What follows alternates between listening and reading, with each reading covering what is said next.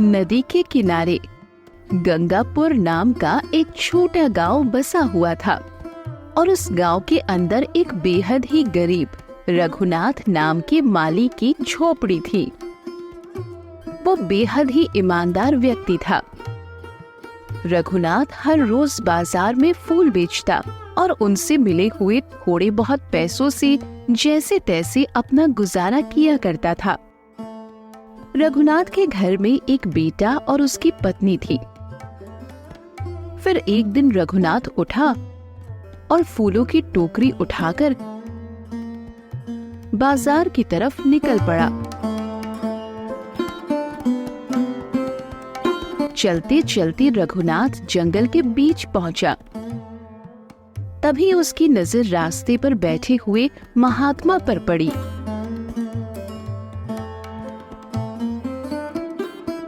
महात्मा जी, आप इतने घने जंगल में क्या कर रहे हैं? आपने कुछ खाया भी है या वैसे ही भूखे हैं? दरअसल बेटा, मैंने 2 दिनों से कुछ नहीं खाया और मुझे बहुत जोरों की भूख लगी है। ये दुनिया बहुत स्वार्थी है, मुझे कुछ खाने के लिए भी नहीं देती। अगर तुम इस महात्मा को कुछ खिला देते तो तुम्हारा भला होता।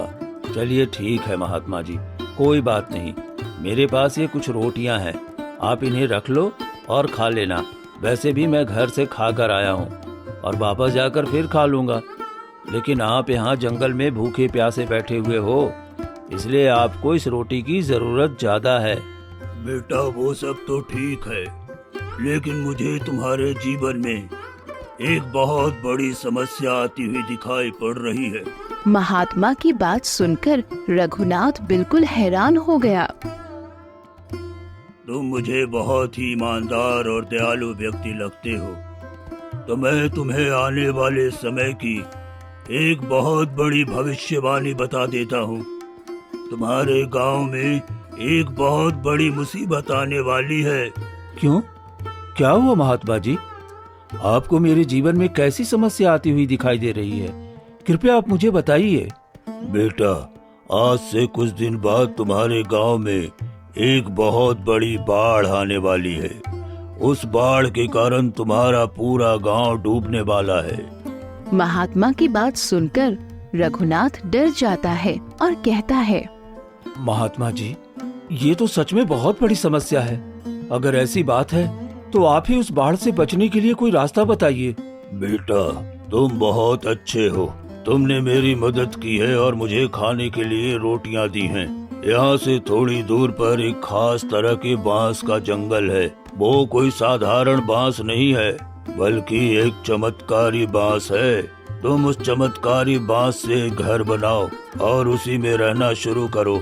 जब तुम्हारे गांव में बाढ़ आएगी तो तुम्हारा बांस का घर अपने आप पानी के ऊपर तैरने लगेगा। आपका बहुत बहुत धन्यवाद महात्मा जी, जो आपने उस समस्या के बारे में मुझे पहले ही बता दिया। तो ठीक है, फिर अब मैं चलता हूँ। इतना कहकर रघुनाथ वहाँ से जाने लगा।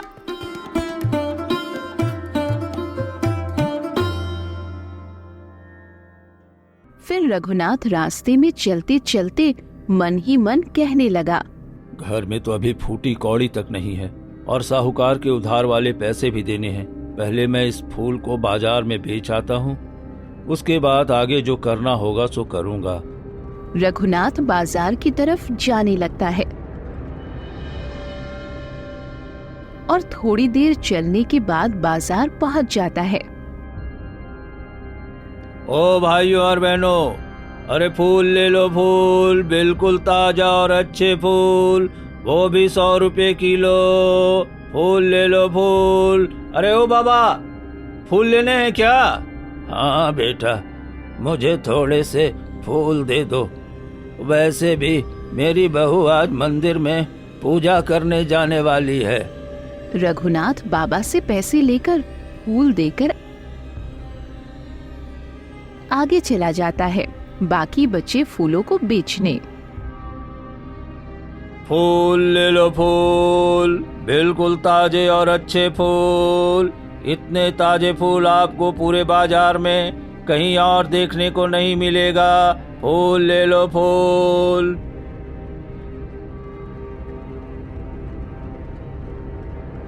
देखते ही देखते थोड़ी देर बाद रघुनाथ के सारे फूल बिक जाते हैं।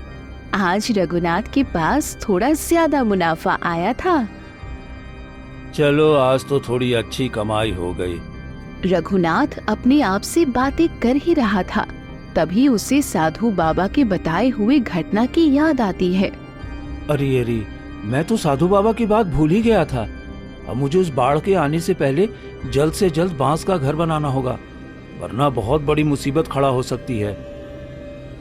इतना कहकर रघुनाथ तुरंत उस बांस को काटने निकल पड़ता है।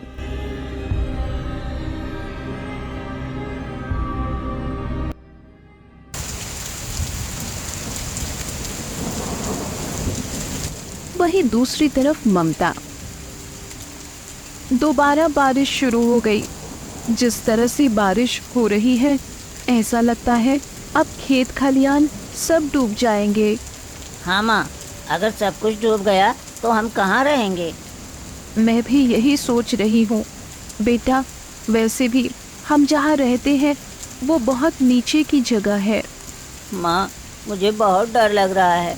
तो क्या हम सब डूबकर मर जाएंगे माँ? पता नहीं बेटा, अब आगे जो भगवान चाहेंगे वही होगा। और जरा देख तो, तेरे पापा अभी तक घर नहीं लौटे हैं।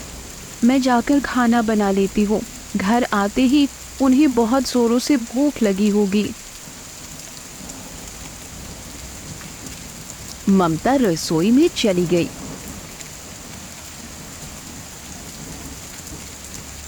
तभी उसका पति रघुनाथ आया।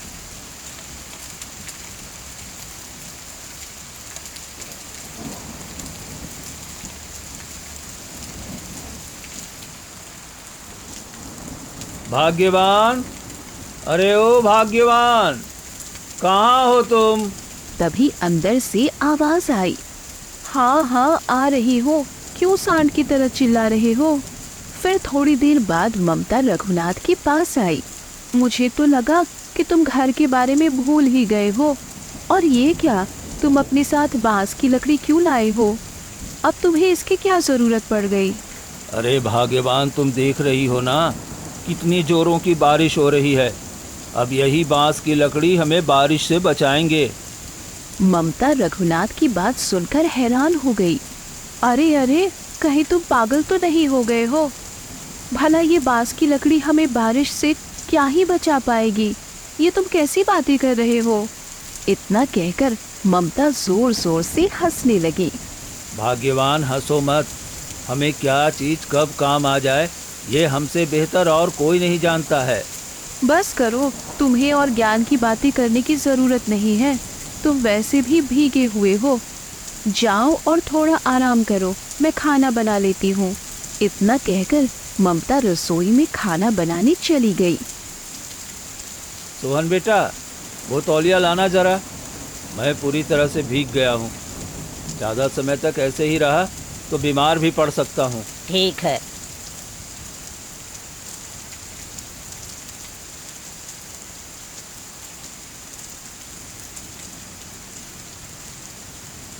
ये लो पापा तौलिया।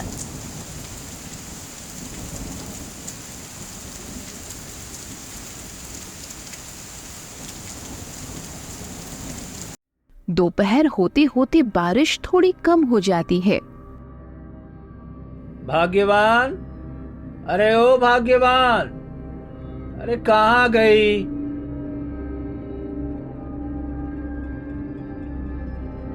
अरे अब क्या हुआ? आप हर समय इतना चीखते चिल्लाते क्यों रहते हो? भाग्यवान, गुस्सा क्यों हो रही हो? जरा कुल्हाड़ी दो। रघुनाथ की बात सुनकर ममता थोड़ा हैरान हुई। अजी, आप हथौड़ी से क्या करेंगे? भाग्यवान, मैं बांस के पेड़ का घर बनाऊंगा। बांस के पेड़ का घर? ऐसा घर तो मैंने अपने बाप दादा के जमाने में भी नहीं सुना। चलो ठीक है भाग्यवान, अगर नहीं सुना तो क्या हुआ? अब सिर्फ सुनोगे नहीं बल्कि देखोगी भी। ऐसा कुछ मत करो कि लोग तुम्हें पागल कहने लगे। वैसे भी गांव में मेरा चेहरा देखने लायक नहीं है, और ऊपर से तुम ऐसे काम करते हो जिससे लोग हम पर हंसते हैं। भाग्यवान, हमारे गांव में एक बड़ी मुसीबत आने वाली है, लेकिन तुम चिंता मत करो। समय आने पर मैं तुम्हें सब कुछ बता दूंगा। और तुम लोगों की बातों पर इतना ध्यान मत दो, वे हमेशा किसी न किसी के पीछे पड़े ही रहते हैं। जाओ, जो मैंने कहा है वो लेकर आओ। अजी, आप कैसी मुसीबत की बात कर रहे हैं? भाग्यवान, मैं तुमसे कहा ना, समय आने पर मैं तुम्हें सब कुछ बता दूंगा। तुम बस मुझे अभी कुल्हाड़ी लाकर दो।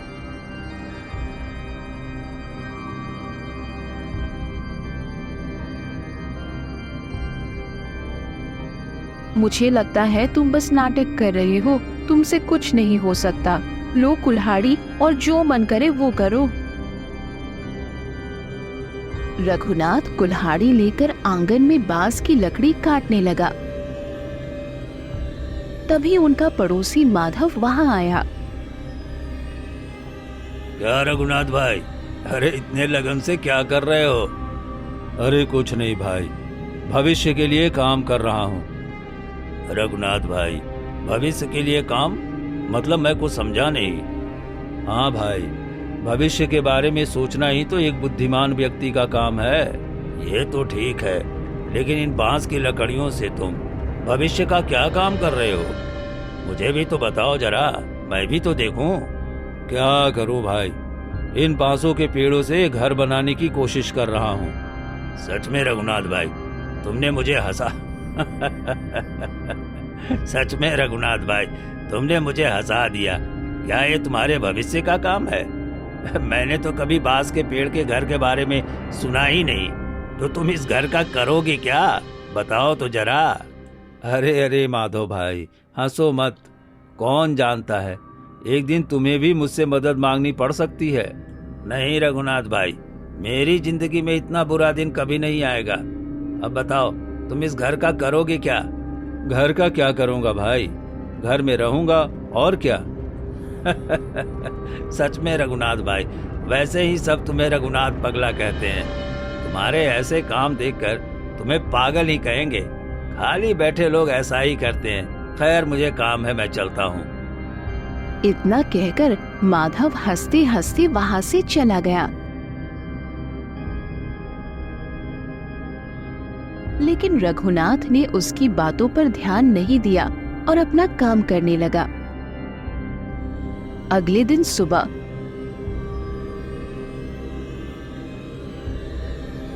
जब ममता बाहर गई तो उसकी मुलाकात माधव की पत्नी शारदा से हुई। ममता भाभी, सुबह सुबह इधर कहाँ? इधर बहुत सारे कचालू के पत्ते हैं, मैंने सोचा कुछ तोड़ लूं। ये तो अच्छी बात है, लेकिन मैंने सुना है कि तुम लोग अब बांस के पेड़ के घर में रहोगे। ये तुम्हें किसने बताया? पूरा गांव जानता है और तुम्हें नहीं पता? सब लोग रघुनाथ भाई के बांस वाले घर के बारे में सुनकर हंस रहे हैं। मैंने सोचा कि तुम्हारा पति ये कर सकता है। देखो शारदा, मेरे पति के बारे में कुछ मत कहो, वो थोड़ा अजीब हो सकते हैं, लेकिन उन पर हंसना बिल्कुल भी ठीक नहीं है। मैंने क्या किया? जो लोग कह रहे हैं मैंने तो वही तुम्हें बताया। वैसे भी ऐसे काम करोगे तो लोग हंसेंगे ही। तुम्हारे साथ बात करके समय बर्बाद करने का कोई फायदा नहीं। इतना कहकर शारदा वहां से चली गई और ममता भी गुस्से में घर की तरफ जाने लगी। और थोड़ी देर बाद घर पहुंची। मैं इस घर में नहीं रहूंगी। दिन पर दिन इस आदमी की पागलपंती बढ़ती जा रही है। अरे क्या हुआ भाग्यवान, तुम सुबह सुबह इतना चिल्ला क्यों रही हो? चिल्लाऊंगी नहीं तो क्या करूं? क्या मैं भी सबकी तरह तुम पर हंसूं? क्या बात है भाग्यवान, मैंने ऐसा क्या किया जो तुम मुझ पर हंसोगी? क्या तुम्हें नहीं पता तुमने क्या किया है? पूरा गांव जानता है। तुम बांस के पेड़ का घर बना रहे हो और अब से उसी घर में रहोगे। इसमें हंसने वाली क्या बात है? देखो भाग्यवान, मैं जो कर रहा हूँ वो हमारे भले के लिए कर रहा हूँ। हाँ, तो मैं समझाना भी नहीं चाहती। मैं कल ही अपने मायके चली जाऊंगी, फिर आप अकेले ही जो मन करे वो करना। भाग्यवान, शायद तुम समझ नहीं पा रही हो, लेकिन समय आने पर तुम समझ जाओगी। और सबकी तरह तुम भी पछताओगी। ज्यादा जानने की जरूरत नहीं है। तुम आज से ही बांस के पेड़ का घर बनाना बंद करो, नहीं तो जो मन करे वो करो। मैं आज ही अपने मायके चली जाऊंगी। शारदा की बात सुनकर रघुनाथ थोड़ा दुखी हुआ, लेकिन फिर से बांस का घर बनाने में लग गया। तभी बहुत जोरों से बारिश शुरू हो गई। सोहन बेटा, जल्दी अंदर से छाता लेकर आओ। इस तरह से बारिश हो रही है, मुझे जल्दी से घर का काम शुरू करना होगा। हाँ पिताजी, थोड़ा रुकिए, मैं अभी छाता लेकर आ रहा हूँ। फिर थोड़ी देर बाद सोहन छाता लेकर आया। ये लो पिताजी छाता।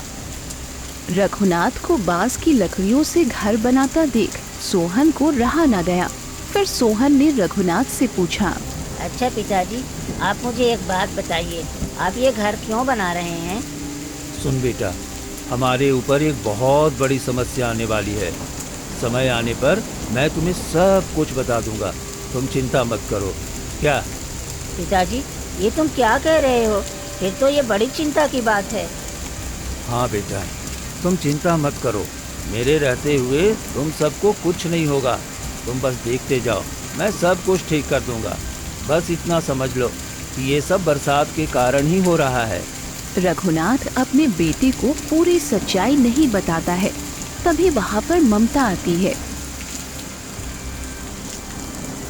भाग्यवान, तुम्हें पता है, जब हम छोटे थे तो बाढ़ आती थी। तब मेरे पिता बाढ़ से बचने के लिए केले के पेड़ों से बेड़ा बनाते थे और फिर मैं उस पर बहुत खेलता था। अजी वो सब तो ठीक है, लेकिन आप इस बार बेड़ा नहीं बल्कि एक घर बना रहे हो। हाँ भाग्यवान, मैं जान रहा हूँ, तुम चिंता मत करो। मैं ये सब उस मुसीबत से बचने के लिए कर रहा हूँ। तुम भी मेरे काम में थोड़ा बहुत हाथ बटाओ ताकि काम जल्दी पूरा हो जाए। रघुनाथ की बात सुनकर ममता गुस्सा होकर बोली, नहीं, जब मैं जानती हूँ कि आप ये सब बेमतलब का कर रहे हो तो फिर मैं आपकी मदद क्यों करूँ? मैं ये सब नहीं कर पाऊंगी। आपसे बात करके कोई फायदा नहीं है, मैं जा रही हूँ। ममता गुस्सा होकर वहाँ से चली गई।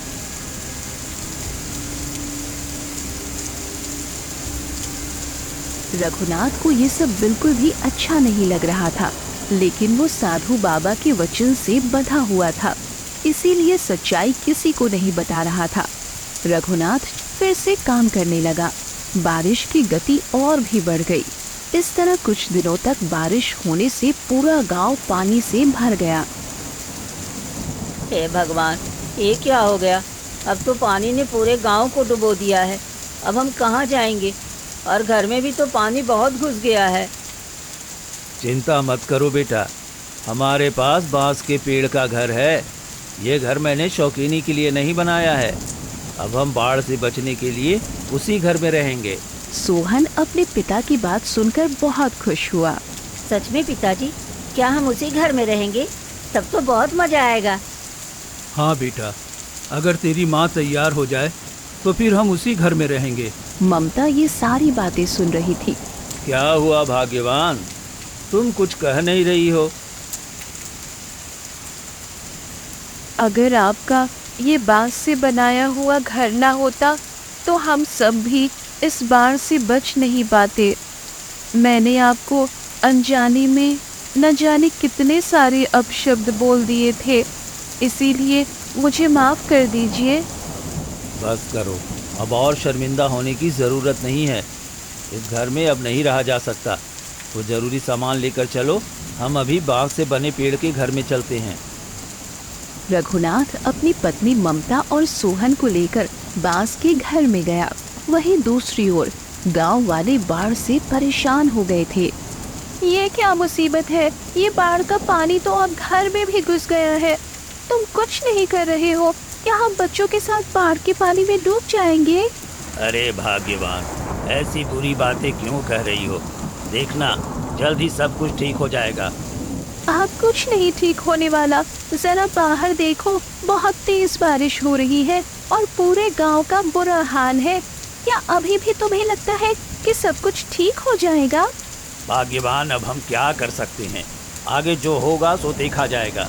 कल मैंने देखा था बहुत से लोग अपना घर छोड़कर दूसरे गांव में जा रहे थे। चलो हम भी कुछ दिनों के लिए मेरे माँ के घर चलते हैं। अरे अरे, कहीं तुम पागल तो नहीं हो गई हो? क्या कहे जा रही हो? घर बार छोड़कर कहीं जाया जाता है क्या? हाँ, तुम चिंता मत करो, मैं देखता हूँ क्या किया जा सकता है।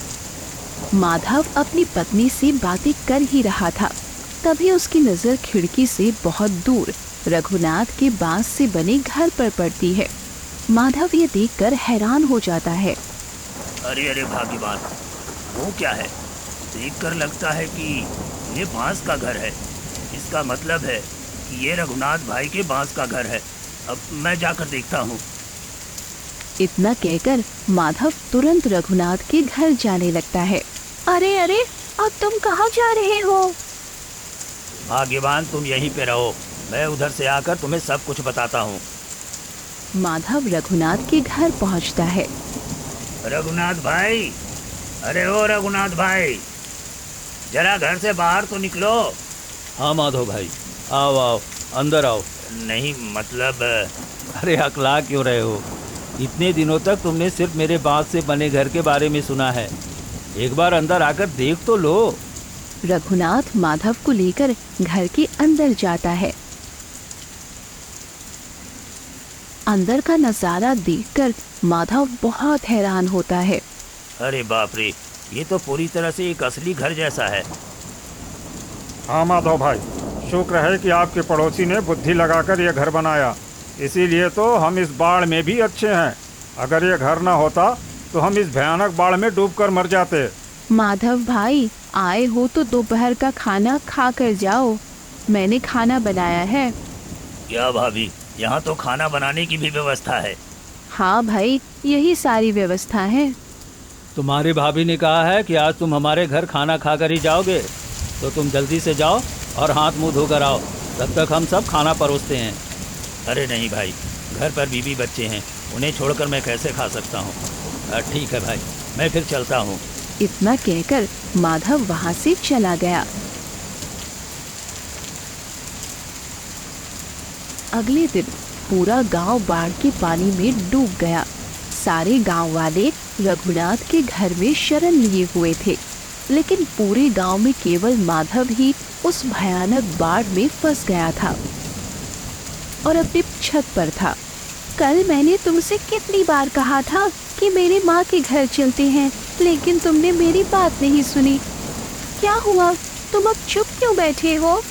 मैं क्या कहूँ, कौन जानता था कि किस्मत में ये दुख लिखा है।